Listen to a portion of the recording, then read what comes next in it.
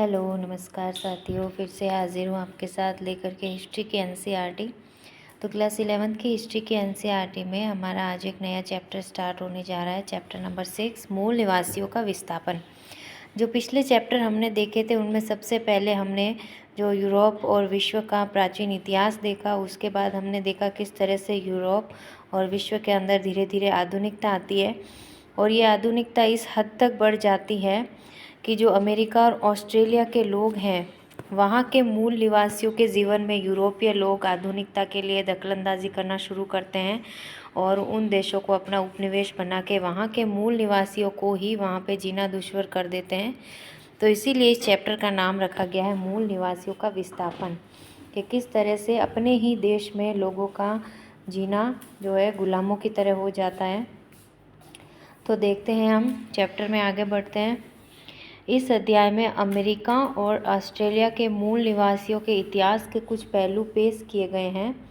जैसा हमने दक्षिण अमेरिका में स्पेनियों और पुर्तगाली उपनिवेशीकरणों के इतिहास की झांकी देखी थी, यानी जो चैप्टर इसमें से हट चुका है वो हमने नहीं देखा, लेकिन इसमें देखेंगे हम कि 18वीं सदी से दक्षिणी अमेरिका के और भी हिस्सों में और मध्य उत्तरी अमेरिका, दक्षिणी अफ्रीका, ऑस्ट्रेलिया और न्यूजीलैंड के इलाकों में यूरोप से अप्रवासी आके बसने लगे।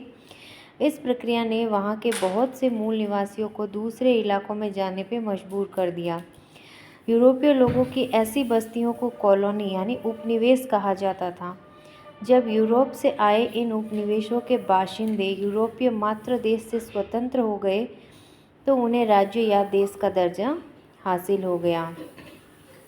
यानी जो यूरोपीय देशों के लोग हैं, वहाँ के जो कोई अपराधी हैं या फिर देश से निकाले गए व्यक्ति हैं या फिर किसी और कारण से वो लोग देश छोड़ के जो है इन दूसरे उपनिवेश आके बसने लगे। दूसरे जो महाद्वीप हैं जैसे अमेरिका, ऑस्ट्रेलिया, अफ्रीका हो गया, दूसरी जगह पे इन्हें वहाँ से जो है धकेला जाने लगा। जब ये लोग वहाँ पे रहने लगे और अपनी बस्तियाँ इन्होंने बसाई तो उनकी बस्तियों को कॉलोनी या उपनिवेश कहने लगे, यूरोपीय लोगों की बस्तियों को। और उसके बाद ये जो लोग हैं, इनके जो उपनिवेश है, धीरे धीरे वहाँ पे ये लोग अपने जो है खुद स्वतंत्र हो गए और अपने देश का दर्जा इन्होंने हासिल कर लिया। फिर 19वीं और 20वीं सदी में एशियाई देशों के लोग भी इनमें से कुछ देशों में आ बसे, यानी एशिया से भी कुछ लोग आए थे यहाँ पे। आज ये यूरोपीय और एशियाई लोग इन देशों में बहुसंख्यक है और वहाँ के मूल निवासियों की संख्या कम रह गई। यानी जो बाहर से आके बसे हैं वो तो वहाँ पे वहाँ के देशवासी होकर बहुसंख्यक हो गए और जो मूल निवासी थे वो वहाँ पे अल्पसंख्यक बन के रह गए हैं।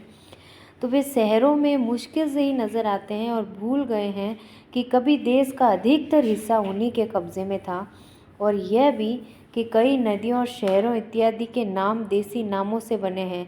मसलन संयुक्त राज्य अमेरिका में ओहियो, मिसिसिपी और सिएटल व कनाडा में सस्काचेवान, ऑस्ट्रेलिया में वोलोगोंग और पारामता। ये सब जो नाम हैं वो उन लोगों की जनजातियों या फिर उनके देसी नामों से ये जगहों के नाम उन्होंने बनाए थे। आगे देखते हैं हम 20वीं सदी के मध्य तक अमेरिका और ऑस्ट्रेलिया की इतिहास की पाठ्य पुस्तकों में यह बताया जाता था किस तरह यूरोप वासियों ने उत्तरी और दक्षिणी अमेरिका तथा ऑस्ट्रेलिया की खोज की। खोज किस प्रकार की कि ये लोग जब समुद्री यात्राएं करते थे और इन्हें जब कोई नया महाद्वीप दिखाई देता था, वहाँ पे प्रचुर मात्रा में प्राकृतिक भंडार इन्हें दिखाई देते थे, तो ये लोग उन क्षेत्रों को अपना उपनिवेश बना लेते थे और वहाँ के लोगों के साथ ये बहुत ही अत्याचार करते थे, जैसा कि इन लोगों ने भारत के साथ भी किया।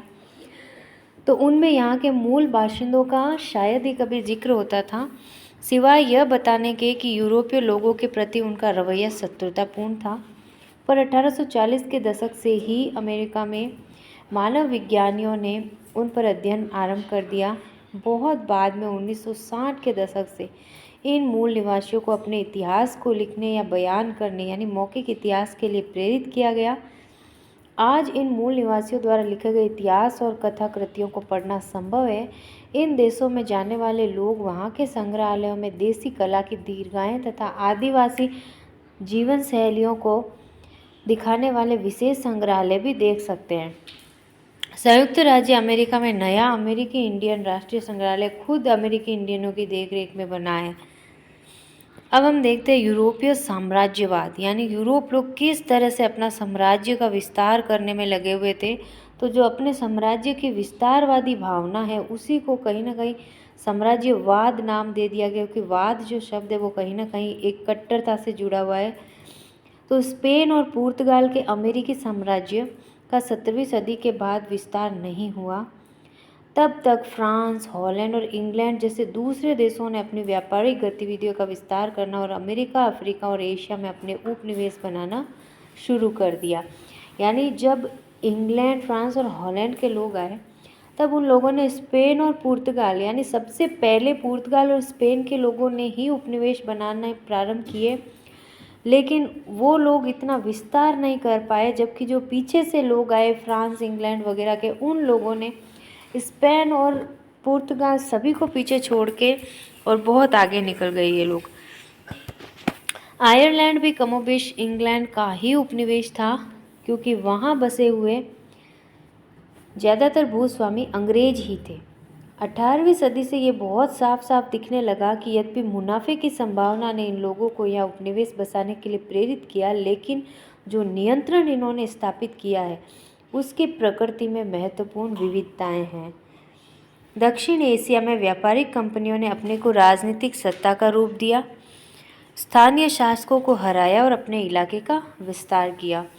ये लोग पहले व्यापारिक कंपनियां ही बन के आए थे। अगर शुरुआती दौर में हम देखें तो पहले ये लोग अपने आप को केवल और केवल व्यापारी और व्यापारिक कंपनियां कहते थे, लेकिन धीरे धीरे जो है राजनीतिक सत्ता का इन्होंने रूप ले लिया और इस तरह से सत्ता अपने हाथ में ले ली, शासकों को हराया और इलाके का विस्तार किया। यही प्रक्रिया इन्होंने हर जगह अपनाई, चाहे वो भारत हो, ऑस्ट्रेलिया हो, अफ्रीका हो, अमेरिका हो, सब जगह यूरोप वासियों ने यही तरीका अपनाया। उन्होंने पुराने सुविकसित प्रशासकीय व्यवस्था को जारी रखा और भूस्वामियों से कर वसूलते रहे। जब कहाँ उन्हें खुद दूसरों की ज़मीन पे जाके कर देना था, और अब वो खुद उन लोगों से कर वसूल रहे हैं जो वहाँ के मूल निवासी हैं।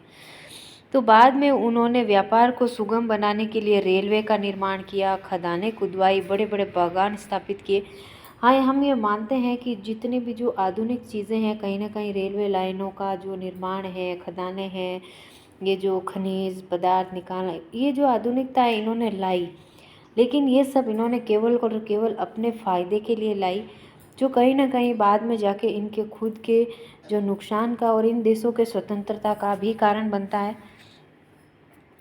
दक्षिणी अफ्रीका को छोड़कर शेष पूरे अफ्रीका में यूरोपीय लोग सर्वत्र समुद्र तटों पर ही व्यापार करते रहे, और ज़्यादातर ये लोग समुद्र तटीय इलाकों पे ही अपना जो है डेरा बसाते थे, क्योंकि वहाँ से इनके व्यापार में जो है सुविधा रहती थी। तो 19वीं सदी के आखिरी दौर में ही वे अंदरूनी इलाकों में जाने का साहस कर सके।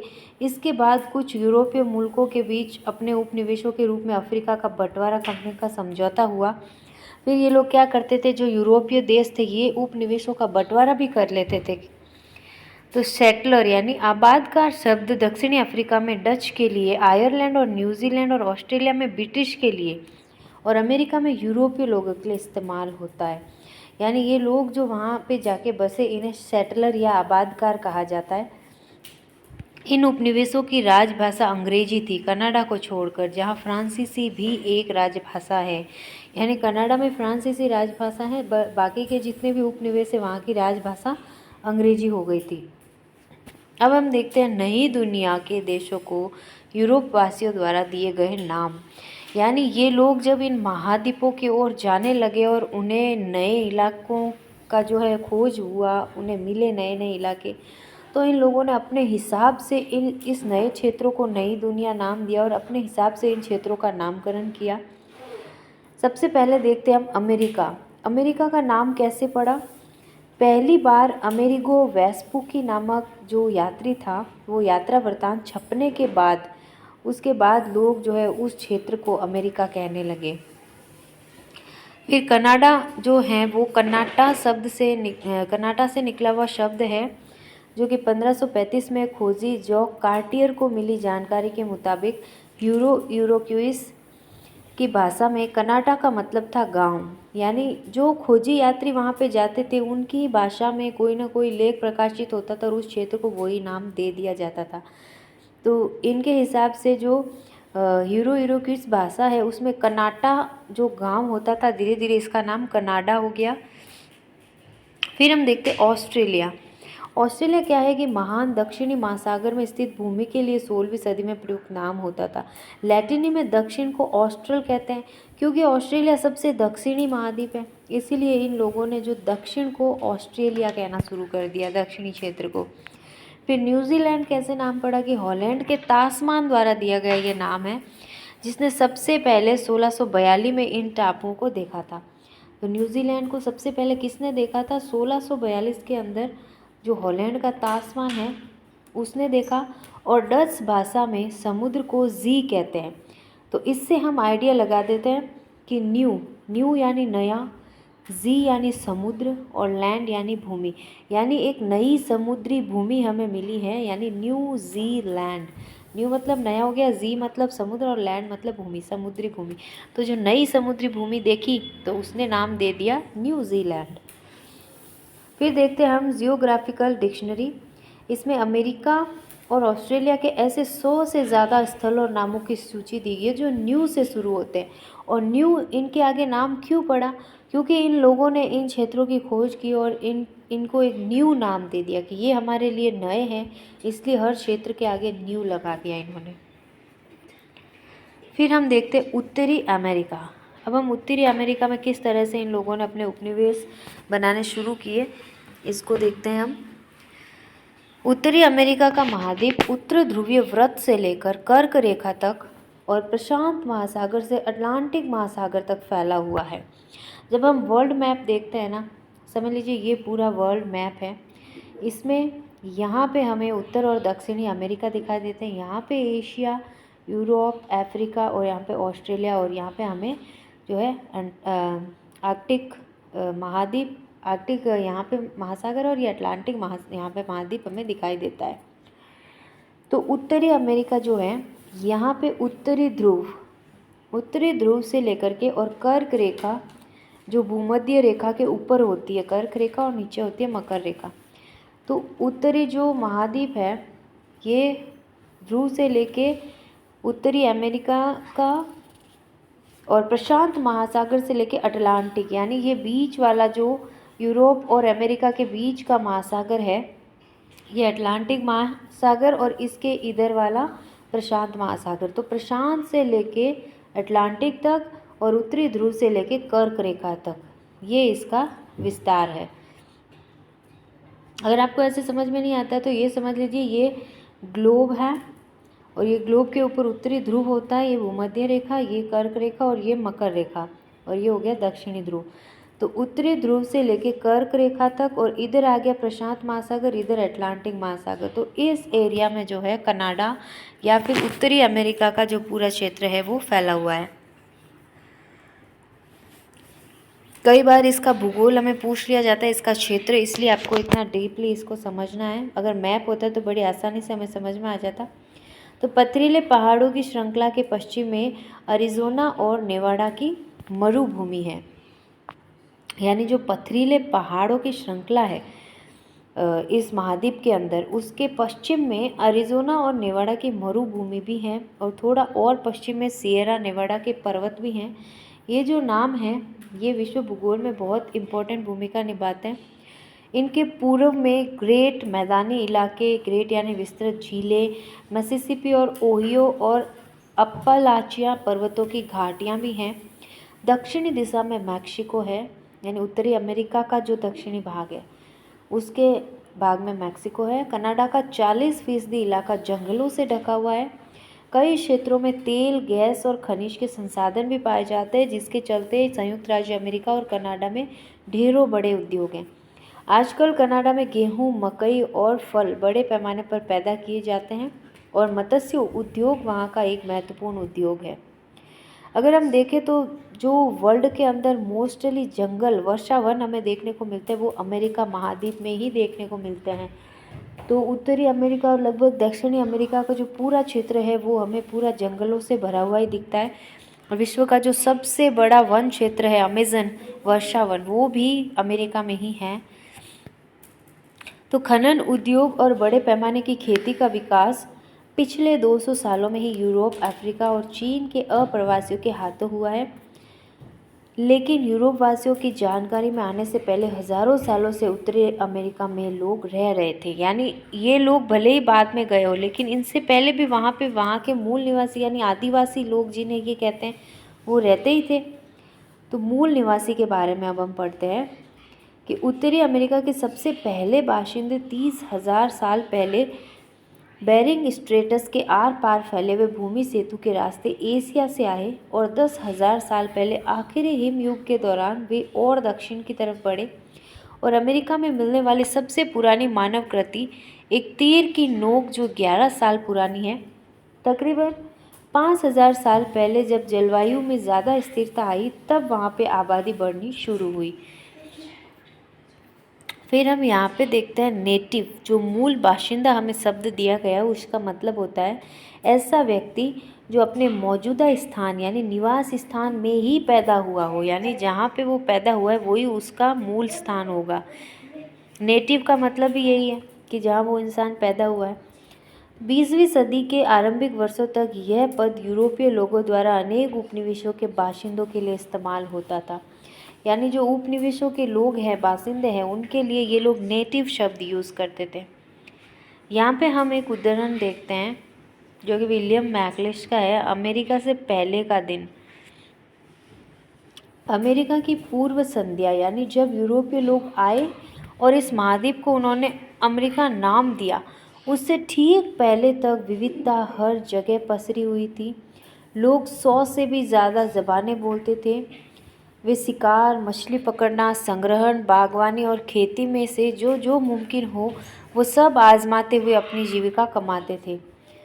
मिट्टी की गुणवत्ता कैसी है और उसके इस्तेमाल तथा देखभाल के लिए कितने प्रयास के दरकार हैं, इसी पर जीने के तरीके का उनका चुनाव निर्भर करता था। सांस्कृतिक और सामाजिक पूर्वाग्रह के आधार पर कुछ दूसरी चीज़ें भी तय होती थी। मछली, अनाज, बाग के पेड़ पौधे, मांस, इनके अधिशेष हमारे यहाँ ताकतवर श्रेणीबद्ध समाजों की रचना में मददगार बने। लेकिन वही नहीं, कुछ संस्कृतियाँ सहस्त्र शताब्दियों तक भी कायम रही। तो अमेरिका के पहले जो वहाँ पे विविधता से भरा हुआ वातावरण था, लोग किस तरह से एकदम आज़ाद तरीके से, एकदम स्वतंत्र, निश्चिंत हुए वहाँ पे जीते थे, ये स्थिति हमें यहाँ पे बताने की कोशिश करी है। ये लोग नदी घाटी के साथ साथ बने गांवों में समूह बना के रहते थे। मोस्टली जो लोग हैं वो नदी घाटी के आसपास ही रहते थे, क्योंकि वहाँ पे उनको खाने के लिए जो है मछली वगैरह मिल जाते थे, सब्जियाँ भी वो उगा देते थे, पानी की वहाँ पे भरपूर व्यवस्था इनको मिल जाती थी। इसलिए मोस्टली लोग जो है पानी के स्रोतों के आसपास ही बसते थे। वे मछली और मांस खाते थे और सब्जियां और मकई उगाते थे। वे अक्सर मांस की तलाश में लंबी यात्राओं पर जाया करते थे। मुख्य रूप से उन्हें बाइसन यानी उन जंगली भैंसों की तलाश रहती थी जो घास के मैदानों में घूमते थे। यह 17वीं सदी से आसान हो गया जब इन मूल निवासियों ने घुड़सवारी शुरू कर दी। वे घोड़े स्पेनी आबादकारों से खरीदते थे।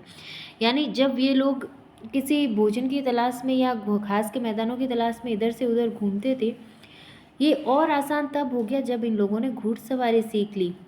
और जो स्पेनी लोग हैं, आबादकार यानी बाहर से आए हुए लोग, इनसे ये लोग स्पेनी घोड़े खरीदते थे। स्पेन के लोग घोड़े लाते थे, लेकिन वे उतने ही जानवर मारते जितने कि उन्हें भोजन के लिए ज़रूरत होती। यानी किसी भी चीज़ का वो दोहन नहीं करते थे, एक्सेस किसी भी चीज़ को यूज़ नहीं करते थे। इसीलिए जो आदिवासी हैं उनका जीवन इतना शांत होता है कि वो किसी भी चीज़ को विनाश की ओर नहीं ले जाते हैं, वो ज़रूरत के हिसाब से यूज़ करते हैं। उन्हें बड़े पैमाने पर खेती करने की कोई कोशिश नहीं की, यानी उन्होंने व्यापार की कभी कोई कोशिश ही नहीं की। वे लोग केवल इतना ही उगाते थे कि वो उनका पेट भर पाए बस। चूँकि वे अपनी आवश्यकताओं से अधिक उत्पादन नहीं करते थे, इसलिए उन्होंने केंद्रीय तथा दक्षिणी अमेरिका की तरह राजशाही और साम्राज्य का विकास नहीं किया। इलाकों को लेकर कबीले के बीच झगड़े की कुछ मिसालें मिलती हैं, पर कुल मिलाकर ज़मीन पर नियंत्रण कोई मुद्दा नहीं था। यानी ज़मीन पर नियंत्रण को लेकर भी वो लोग इतना लोड नहीं लेते थे। वे ज़मीन पर अपनी मिल्कियत की कोई ज़रूरत महसूस किए बगैर उससे मिलने वाले भोजन और आश्रय से बिल्कुल संतुष्ट थे। यानी बहुत ही संतुष्ट लाइफ थी उन लोगों की। उनकी परंपरा की एक महत्वपूर्ण विशेषता थी औपचारिक संबंध और दोस्तियां कायम करना और उपहारों का आदान प्रदान करना। चीज़ें उन्हें खरीदने के बजाय उपहार के तौर पर हासिल होती थी, तो व्यापार की उन्हें ज़रूरत ही नहीं पड़ी। उत्तरी अमेरिका में अनेक भाषाएं बोली जाती थी, हालांकि वे लिखी नहीं जाती थी। उनका विश्वास था कि समय की गति चक्रीय है और हर कबीले के पास अपनी उत्पत्ति और इतिहास के बारे में ब्यौरे थे जो पीढ़ी दर पीढ़ी चलते आ रहे थे। वे कुशल कारीगर थे और खूबसूरत कपड़े बुनते थे। वे धरती को पढ़ सकते थे, जलवायु और विभिन्न भूदृश्यों को वे उसी तरह समझ सकते थे जैसे पढ़े लिखे लोग लिखी हुई चीज़ों को पढ़ते हैं। यानी वे लोग जो है प्रकृति को पढ़ लेते थे, उन्हें पढ़ाई लिखाई की ज़रूरत ही नहीं होती थी। यहाँ पे हम जो चित्र देखते हैं, ये रंगीन सीपियों को आपस में सीलकर बनाई जाने वाली एक वैम्पूम बेल्ट है। किसी भी समझौते के बाद जो स्थानीय कबीले के लोग हैं वो अपने बीच इसका आदान प्रदान करते थे। यानी इस बेल्ट का आदान प्रदान हो गया या फिर एक्सचेंज हो गया, एक दूसरे का बेल्ट मतलब समझौता पक्का। तो इस तरह की उनकी कुछ ये नियम बना रखे थे उन्होंने। फिर देखते हैं हम अब यूरोपियों से मुकाबला। यानी बड़ी ही शांत जिंदगी में यूरोपीय लोग किस तरह से तूफान लेके आते हैं। नई दुनिया के मूल बाशिंदों के लिए अंग्रेजी में प्रयुक्त शब्द जो है वो एबोरिजिन, जो कि native people of Australia. Latin में एब का मतलब है से और ओरिजिन का मतलब शुरुआत, यानी एब ओरिजिन। तो शुरुआत से जो लोग वहीं पे रह रहे हैं, नेटिव पीपल ऑफ ऑस्ट्रेलिया के लिए एब ओरिजिन शब्द यूज हुआ है। और एब ओरिजिनल एक विशेषण है जिसे संज्ञा की तरह इस्तेमाल करने की गलती अक्सर की जाती है।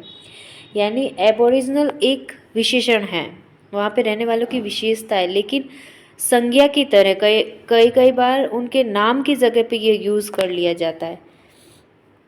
अमेरिकन इंडियन या फिर एमेराइंड और एमेरिंडियन, ये उत्तरी और दक्षिणी अमेरिका और कैरेबियन के मूल निवासी हैं। फिर है फर्स्ट नेशन पीपल्स। कई बार आप ये शब्द एकदम घोट लीजिए, अच्छे से समझ लीजिए, इनके अंदर के अर्थ को समझ लेंगे तो आपको रटने की ज़रूरत ही नहीं है। जैसे कि हमने एब और ओरिजिन का अर्थ समझ लिया कि शुरुआत से, यानी नेटिव। अभी हमने पढ़ा नेटिव का मतलब जो शुरुआत से वहीं पैदा हुए। तो जो ऑस्ट्रेलिया के नेटिव लोग हैं उनके लिए एब ओरिजिन शब्द यूज़ हुआ है। एब ओरिजिनल जो शब्द है वो विशेषण है लेकिन संज्ञा की तरह यूज़ किया जाता है।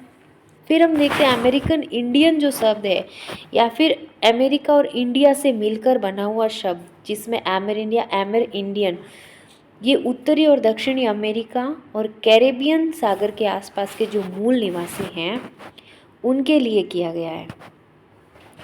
फर्स्ट नेशन पीपल, अब इसका मतलब समझिए आप, मूल निवासियों के संगठित समूह जिन्हें कनाडाई सरकार द्वारा मान्यता प्राप्त थी। फर्स्ट नेशन पीपल यानी जो देश हैं, फर्स्ट यानी सबसे पहले, पुराने, और पीपल इस देश के सबसे पहले लोग जो शुरू से यहाँ रह रहे हैं। कनाडा की जो सरकार है उन लोगों ने इन मूल निवासियों के जो संगठन थे, जो फर्स्ट नेशन पीपल संगठन है, उन्हें मान्यता प्राप्त थी। और 1876 के इंडियंस एक्ट में बैंड्स पद का इस्तेमाल किया गया, लेकिन 1980 के दशक से नेशंस शब्द प्रयुक्त होने लगा। पहले क्या होता था, पहले फर्स्ट बैंड्स पीपल और उसके बाद फर्स्ट नेशंस पीपल शब्द यूज़ होने लगा। किसके लिए? कनाडा के जो मूल निवासियों के समूह हैं उनके लिए। 1876 से 1980 के बाद में नेशंस शब्द यूज़ हो रहा है। फिर हम देखते हैं इंडिजेनियस पीपल, ऐसे लोग जो किसी जगह में हमेशा से रहते आए हैं, हमेशा से रहते आए हैं, उनको कहते हैं, पीढ़ी दर पीढ़ी जो रह रहे हैं वो है इंडिजीनियस। हम ऐसे समझ सकते हैं कि जनरेशन्स, कुछ न कुछ जीनियस शब्द से जनरेशन शब्द ऐसे मिलता है हमें, तो जहाँ पे लोगों की जनरेशन शुरू से वहीं रहती आ रही है वो है इंडिजीनियस पीपल। नेटिव अमेरिकन कौन है? जो दक्षिण और अमेरिका के देसी लोग हैं, ये नेटिव अमेरिकन हैं। और आजकल आधुनिकता में ये शब्द ज़्यादा यूज़ किया जाता है। और रेड इंडियन जो है वो गेहुए वर्ण के लोग जिनके निवास स्थान को कोलंबस ने गलती से इंडिया समझ लिया, उनको रेड इंडियन कहते हैं। यानी ये वहीं के लोग हैं लेकिन थोड़े डार्क कलर के हैं, और इनका निवास स्थान जो है कोलंबस ने इनको गलती से इंडिया समझ लिया। और जो कोलंबस हैं उसने इंडिया के लोग देखे हुए थे, उसको पता था कि जो एशिया और इंडिया के लोग हैं वो थोड़े गेहुए वर्ण के होते हैं, इसलिए उसने इन लोगों को देखते ही इनको भी इंडियन समझ लिया। फिर हम देखते हैं विकाससीन के विनेबागो कबीले की एक महिला जो 1860 के दशक में इस कबीले के नेब्रास्का स्थानांतरित कर दिए गए। और जो यूरोपीय लोग हैं ये इन मूल निवासियों को इधर से उधर, उधर से इधर, कभी गुलामों के रूप में, कभी किसी के लिए, ये इधर से उधर इनका जो विस्थापन करते रहते थे, इनका स्थानांतरण करते रहते थे, इनकी जिंदगी को पूरा हिला के रख दिया था। मूल निवासियों के नाम ऐसी चीज़ों को दिए गए जिनका इन कबीलों से कोई संबंध नहीं था। डकोटा जो हवाई जहाज, चिरोकी यानी जीप, पोंटियाक यानी कार, और मोहाक यानी बाल कटाई, ये मूल निवासियों के कबीलों को नाम दिया गया जो कि उनसे कोई मिलता जुलता ही नहीं था। पता नहीं क्या सोचकर उन लोगों ने इनको ये नाम दिया।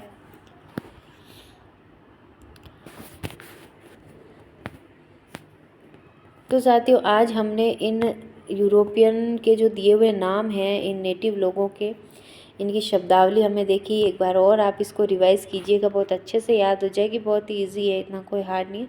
फिर आगे का जो हमारा टॉपिक है वो हम देखते हैं हमारे अगले वीडियो में। आज के लिए बस इतना ही साथियों, बहुत बहुत धन्यवाद आपका। नमस्कार।